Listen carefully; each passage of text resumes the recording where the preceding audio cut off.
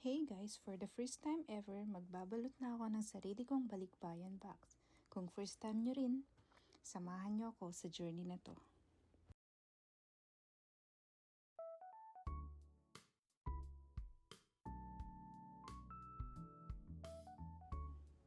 Salamat nga pala sa aking napaka-supportive na asawa sa pagbuo at sa pagbili ng ibang laman nito.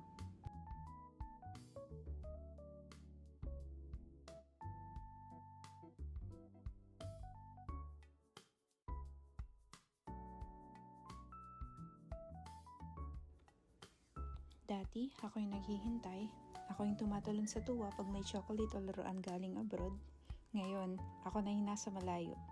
Ako na yung nagsisiksik ng delata, ng damit, ng sapatos, at mga pangarap sa isang kahon.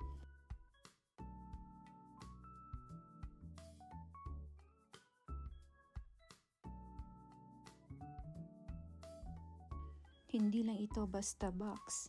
Ito yung pagod ko, yung mga overtime ko, yung mga hindi muna ko sa sarili ko para lang masabi nilang salamat na alala mo kami. Minsan tinatanong ko yung sarili ko, kaya ko pa ba?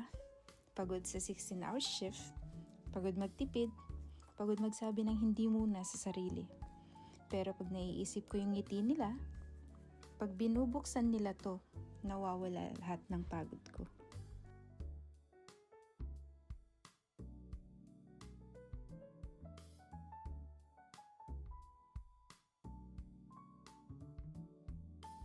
Hindi biro ang gastos ng magpadala. Ilang buwang pag-iipon din para lang makumpleto at mapuno ang isang box. Every payday, dumidiretso ako sa store para mamili ng mga alam kong magugustuhan nila.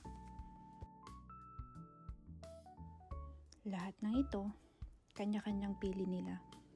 Pinapili ko sila mismo.